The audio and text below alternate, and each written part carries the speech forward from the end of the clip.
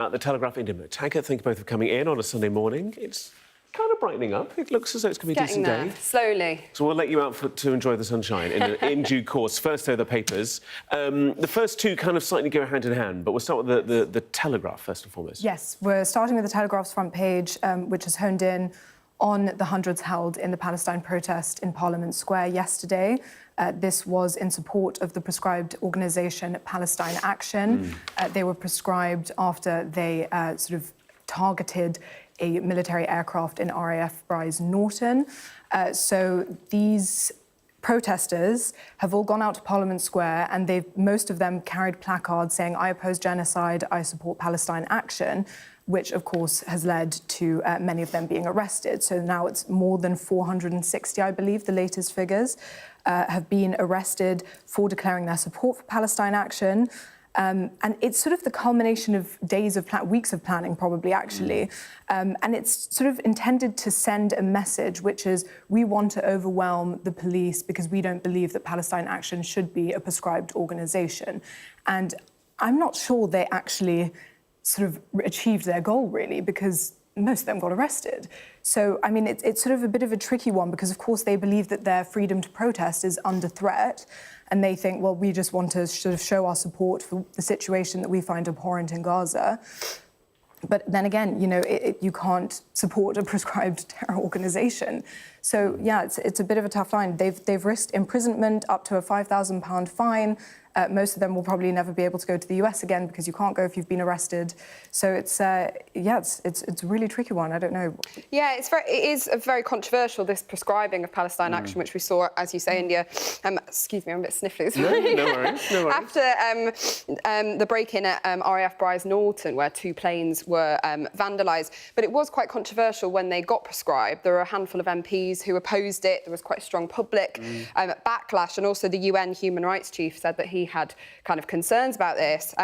But I think, as India says, you know, it shows the strength of feeling that people are still willing to come out and do this because of the scenes that I think people have seen in Gaza, particularly those horrific photos of starving children, which have galvanised a lot of public and political opinion. And as you say, you know, people are willing to risk quite a lot, and you see sort of older people among those getting arrested, you know, people of all walks of life coming out. So quite controversial scenes. Amnesty International saying that they find these arrests very concerning, but as you say, currently a proscribed organisation. Yeah, and you kind of look at some pictures on a lot of the front pages of the other papers. There's an image of an 89-year-old lady being carried away by at least 3 officers. Yes. And it will be, I'm sure, a challenge for the Met and the leadership of the Met and all the various police forces because, you know, they're reacting to what the government's decided and they're having to deal with this in the way that they do. But I'm sure they will be aware of how some of these images look. Yeah, they really don't look great, especially, as you say, the 89-year-old who did say that she had the backing of her entire family to go out and show her support for the situation. It was a huge number, though. I mean, the Met said this is more arrests than they've made in 10 years. Well, that would be the London riots, probably, would be the last It was, yeah, exactly, huge numbers, more than the poll tax riots in 1990. So really, you know, hard to kind of overplay how large-scale this is and how significant it is at the moment.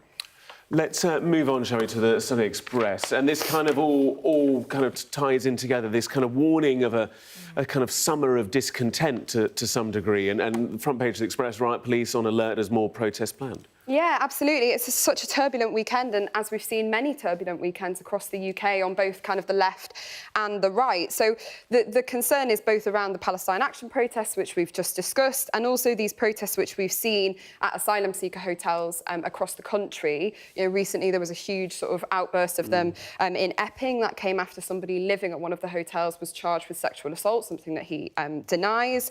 And obviously, you know, the most infamous of all, the Southport riots, which we saw last year, which was after a killer of 3 very young girls was wrongly accused of being an asylum seeker, and that led to a mosque being attacked, that led to an asylum seeker hotel attempted to be set on fire, and also huge arrests. And I think, you know, migration has been and will continue to be, I think, top of the political agenda, you know, particularly as parties like Reform are really making it central to what it is that they're offering. But I think lots of people will be quite concerned to see the strength of feeling around migration descending into scenes that we've witnessed. And can the police handle it, I suppose, is the question. I mean, yesterday, even for the protests in Parliament Square, police were bussed in from as far as Wales.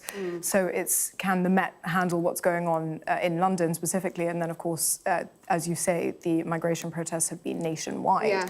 So it's going to be quite a difficult thing to contain It puts this a huge summer. strain on the police, doesn't it, when this kind of thing is happening simultaneously. You know, and there was reports of leave being cancelled, you know, people pulled in off summer holidays, and particularly these things tend to spike up in good weather. So there's concerns that as the heat continues, so too will this kind of discontent. And you think of, you know, the number of times we've said on any news network stories about prisons at capacity, etc., etc., etc., and dare I say, kind of some of the big events that are happening later in the year. You think of the state visit for President Trump. That will also bring another focal point for people to rightly express their beliefs, you know, and have the right to protest. But for kind of the mechanisms of state, they're kind of creaking a little bit, and it's going to take its toll.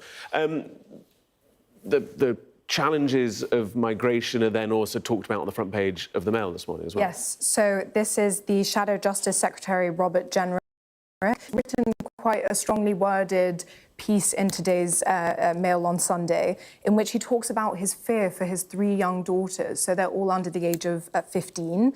And this is surrounding, as we just discussed, the illegal immigrants coming through across the Channel and the asylum seekers that are being housed in hotels across the country. And he writes that he's fearful for their safety because of the medieval attitudes, he says, of many of these men. And indeed, a lot of them are young men, and I think that is the point of it as well, because he's saying after the spate of sort of sexual assault that, as you say, has been denied in Epping, but elsewhere, a Sudanese illegal migrant's been charged with sexual assault of a woman in Warwickshire. There's an alleged rape of a 12-year-old girl by 2 Afghan asylum seekers.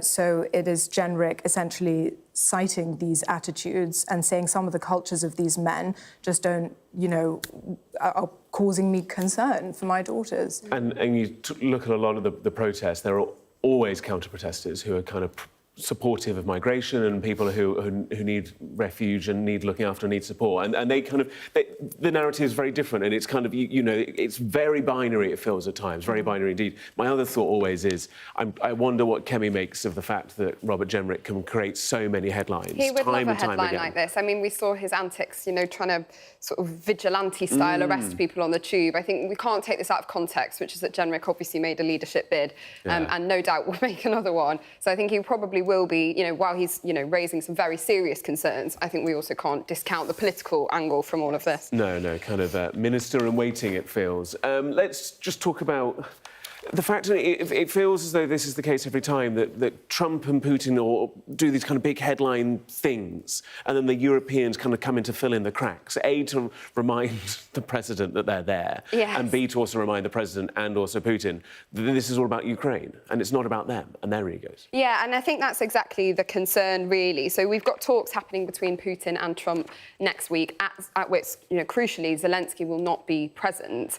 And the concern from EU leaders and other Ukrainian allies is what will Trump be willing to put on the table on Ukraine's behalf without speaking to them. Now, of course, any deal will have to be agreed with Ukraine, but we don't know what Trump is going to put forward as a possible negotiating position. I mean, in the past, Trump has expressed what allies would say is some quite concerning rhetoric towards the war in Ukraine. There was a period of time where he even blamed Kiev for itself being invaded.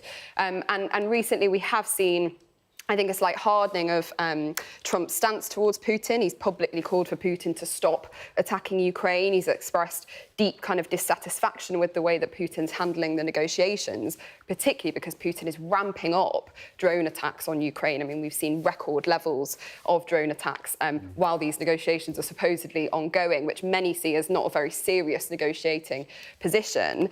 But equally, there are those kind of underlying concerns that potentially Trump is too warm to Putin's position, and that could really cost Ukraine. I mean, Ukraine has said it won't concede territory. Sadly, many analysts I'm speaking to are now suggesting that probably that will have to be part of a peace settlement. But how much Trump is willing to offer, nobody knows.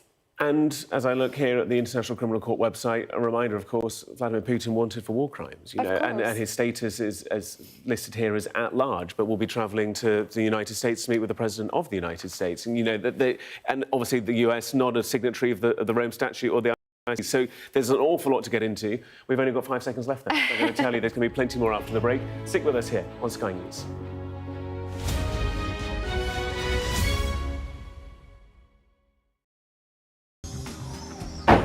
Hear that whistle and that